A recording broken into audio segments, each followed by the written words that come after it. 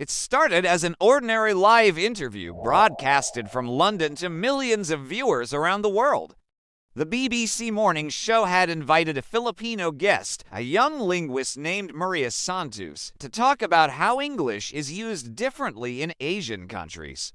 What nobody expected was that the interview would turn into one of the most embarrassing moments in BBC history, and that the reporter who thought he was clever would be the one who got schooled live on air. The moment began innocently enough. The BBC reporter, a tall British man named Oliver Grant, introduced Maria with a polite smile. Joining us today from Manila is Maria Santos, a linguist who studies the way English has evolved in Southeast Asia. He said, "Good morning, Maria." Maria smiled and replied, "Good morning, sir." "It's a pleasure to be here." But as soon as she spoke, Oliver raised an eyebrow. He gave a little smirk that didn't go unnoticed by viewers. "I must say, Maria," he said in a slightly mocking tone, "your English is quite interesting." The way he said it made it clear that interesting wasn't a compliment. The live audience chuckled softly, but Maria kept her composure.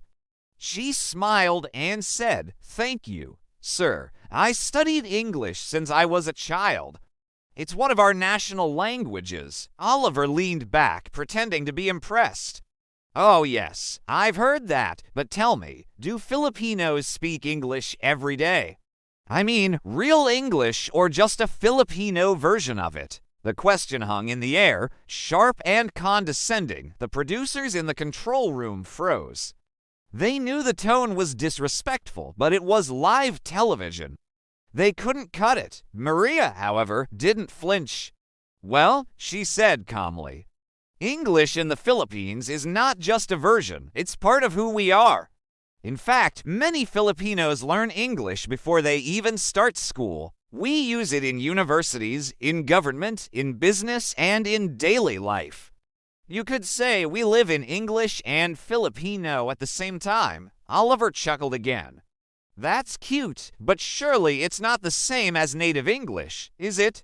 I mean, your pronunciation, your expressions, they're different." The way he said different sounded more like wrong, but Maria still didn't lose her smile. Instead, she asked him, "May I ask, sir, what you mean by real English? Because from where I stand, there isn't just one English. There's British English, American English, Australian English, Indian English, even Nigerian English. Wouldn't you agree?" The studio went quiet for a moment. Oliver cleared his throat. "Well, yes, but the BBC uses the standard form. And who decided what standard?" Maria asked, still smiling. "Was it the British Empire?" The audience gasped slightly. Oliver tried to laugh it off. "You're quite bold, Maria. I'm just being honest," she replied. Then she continued, "The funny thing about language is that it evolves. The same way British English borrowed words from French, Latin, and even Hindi, Filipino English has evolved to fit our culture and reality. It doesn't make it less valid, it just makes it ours." Oliver tried to regain control. "But you do agree that the Queen's English is the gold standard of proper English. Actually," Maria said, "many young British people don't even speak like the Queen anymore. In fact, most of your viewers probably don't use that kind of English at all." The audience laughed. Oliver forced a smile. "Good point," he said, but his tone was tight. Maria went on, "In the Philippines, English isn't just for academics. Taxi drivers, street vendors, and farmers can all speak it in their own way. That's the beauty of it. It connects people from all walks of life. We may pronounce things differently, but we understand each other perfectly. Isn't that what language is for?" The chat section of the BBC live stream began flooding with comments. Viewers from around the world were praising Maria's calmness and wit. Filipinos across social media started sharing clips of the interview with captions like "Filipino pride" and "We speak English with confidence, not apology." But Oliver still wasn't ready to give up. "So, you're saying that Filipino English should be treated as its own dialect?" More than that, Maria replied, it's living proof of how English has become global. You can't call it wrong just because it doesn't sound British. That's like saying British English is wrong because it doesn't sound like American. Oliver blinked. That's an interesting comparison. Maria nodded. Language belongs to those who speak it. And if over 100 million Filipinos use English daily, that's not a mistake. That's a movement. Yeah. The audience erupted in applause. Oliver looked flustered, shuffling his notes. Well, that's quite an argument. You make it sound like English is no longer owned by the English. It's not, Maria said. It never was. It belongs to everyone who uses it to express themselves. The cameras zoomed in on her face as she spoke calm, intelligent, and confident. It was the kind of moment that gives viewers chills. A few seconds later, Oliver tried to change the topic, but Maria had already captured the world's attention. Later that day, clips of the interview went viral on TikTok, YouTube, and Facebook. Millions of people shared the video, praising how Maria handled the reporter with grace and intelligence. Even some British viewers commented things like, "She's right, language evolves, and this is why we love Filipinos. Polite but powerful." But what really shocked everyone was what happened next. The BBC's official Twitter account posted a short message, "We celebrate diversity in language." Today's conversation with Maria Santos reminds us that English belongs to all who speak it. Oliver himself issued a public apology the next day. "I've learned something valuable," he said on air. "English is a bridge, not a wall. And I was wrong to underestimate how beautifully Filipinos use it." The apology spread almost as fast as the original clip. Maria, meanwhile, became an overnight sensation. Universities invited her to speak about linguistic diversity. She even received messages from people in Africa, India, and the Caribbean thanking her for defending the idea that English can be spoken in many ways and still be correct. A few weeks later, Maria was invited back to the BBC, but this time not as a guest to be questioned, but as a special commentator.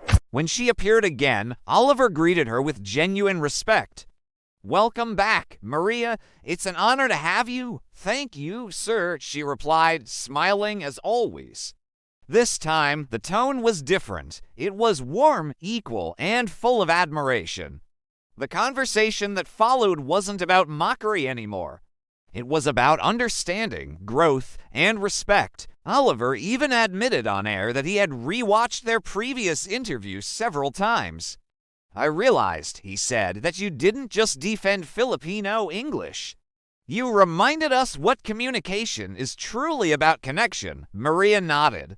"Exactly. Language isn't about who sounds more proper.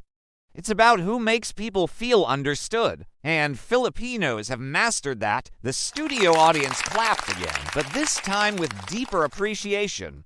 It wasn't just entertainment anymore, it was a lesson.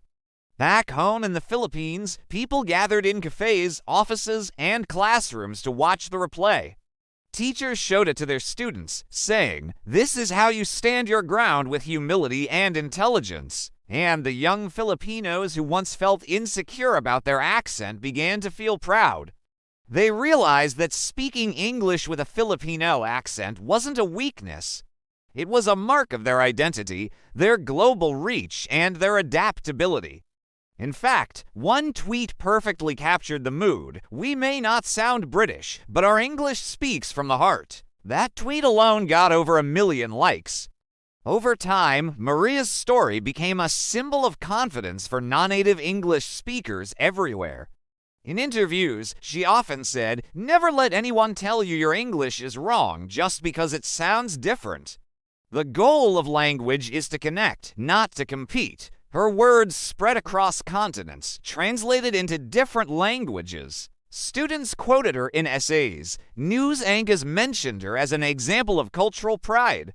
Even English teachers in the UK began using her interview as teaching material to show how English has diversified across the world. Months later, Maria was invited to give a TED Talk titled "The English That Belongs to Everyone." The hall was packed and millions watched online. She began her speech by recalling that BBC interview and said, "That day I learned that being mocked can be an opportunity if you respond with truth and grace."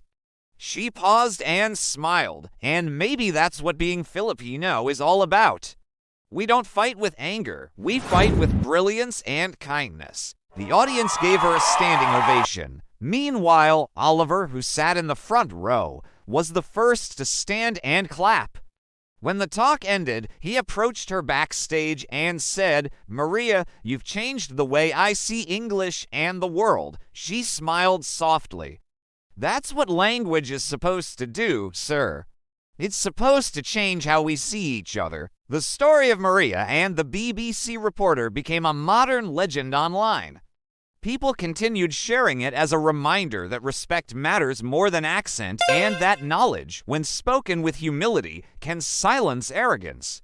Years later, whenever someone mocked a Filipino for their English, someone else would always reply, "Careful, remember what happened to that BBC reporter." And just like that, a single live interview that began with mockery turned into a powerful lesson heard across the world, a lesson that said you don't need a British accent to speak English with intelligence. You just need confidence, respect, and a voice that speaks truth. Because in the end, language doesn't belong to the few who invented it. It belongs to the many who keep it alive. And that day, live on air, the BBC and the whole world finally understood.